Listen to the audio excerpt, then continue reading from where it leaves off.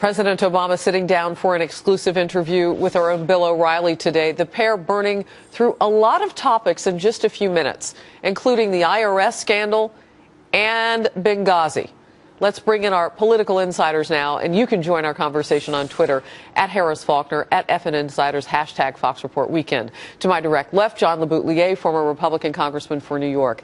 To the right, Doug Schoen, former pollster for President Bill Clinton and Fox News contributor. And joining us via satellite from South Carolina, Pat Caddell, a former pollster for President Jimmy Carter and Fox News contributor as well. Hello, gentlemen, in the gorgeous red ties. Hey. Good to see you all.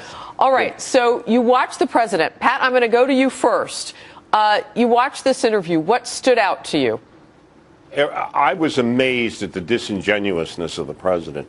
But I thought Bill O'Reilly pressed him on things that no one has pressed him on for the media. The 157 visits by Shulman on the IRS, the Benghazi, where he really was fumbling the talking points, and health care, where he continues to be in fantasy land, Obamacare, telling us how great it is, and saying and never being able to apologize to people. You know what? I want to start off with the IRS because there was a section that we haven't aired yet for everybody to see with the president and Bill O'Reilly. Let's cue that up and let's play that, and then I'll get your response here on set. You're saying if no corruption there at all? No, that's not what I'm saying. That's actually no. But I want to know what you're saying. You're the leader of the country. You're saying no corruption? No. None. No. There were some boneheaded decisions. Out of a but no local mass office. corruption. Not even mass corruption. Not even a smidgen of corruption. Oh. John, your head's going to pop off. You're shaking it so hard. Well, I don't want to use the whole show on this thing because I could. Number one, even O'Reilly fell into the trap of saying, well, maybe there's some people just in Cincinnati who did something wrong. This thing goes all the way into the White House. This was the same thing they had an article of impeachment against President Nixon for, using the IRS against the political enemies of the president. In this case, Tea Party groups and pro-Israeli groups have been discriminated against. It is illegal. And I'll tell you where the blame is.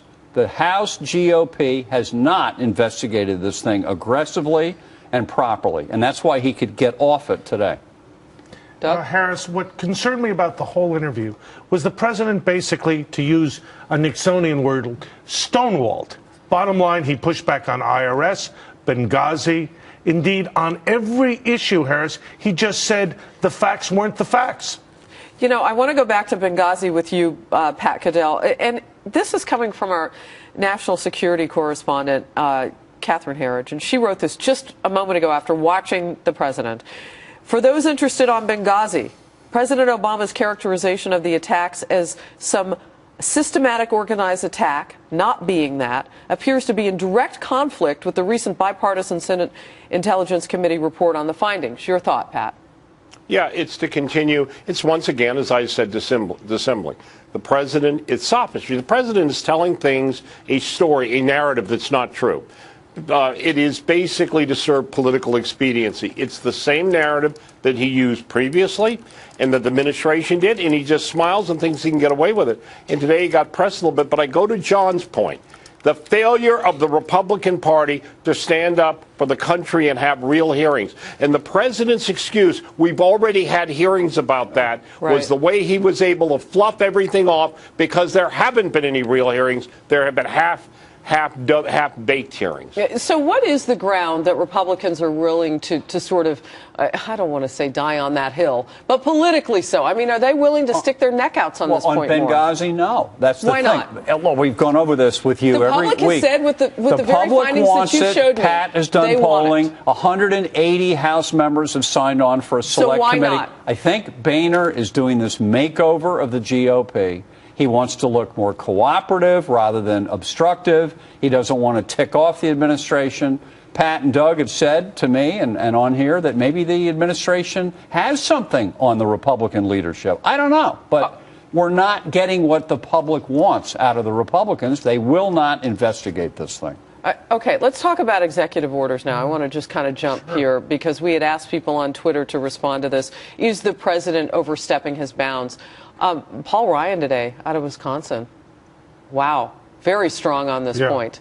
And what is the point? I mean, is the president stepping legally outside his bounds? I think Ryan had it wrong today. I understand that he said that the president is overstepping and that it's sort of extra constitutional behavior. That may be the case, more likely isn't. Extra constitutional behavior? Well, unconstitutional, I apologize. But here's what I think. But you might be, I mean, I don't know. Maybe that's a legal term. Maybe it is. But here's what I think the real point is.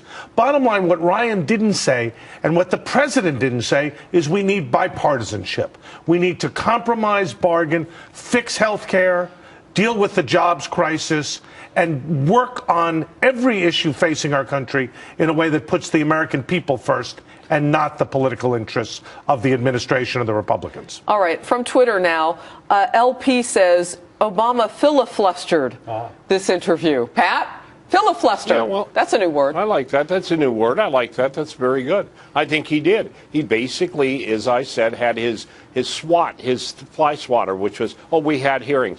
We haven't had hearings. About Obamacare, he simply went through the talking points and the fictional 9 million people, 6 million of whom, by the way, are essentially on welfare under this program. Nothing about why it didn't work. Nothing about how he deceived people purposely. He just continued to do it. And back to Benghazi, the most important issue, and the IRS. There was real corruption there, and the president basically was not telling the truth. Can I piggyback on what these two guys have said?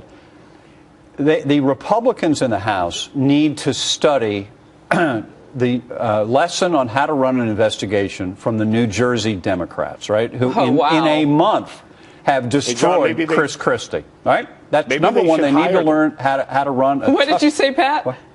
I just said, I'm sorry, John, maybe they should just hire those Democrats. It would be easier. Then they would learn. But, okay, I think they don't know how to investigate.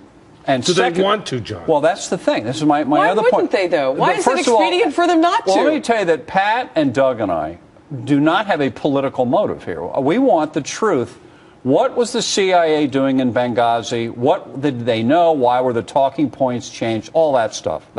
That's what the public wants to know. But as political people, we would not be telling the truth, at least I wouldn't as a Republican, if in the process of this, Hillary Clinton were to be hurt for 2016, well, too bad.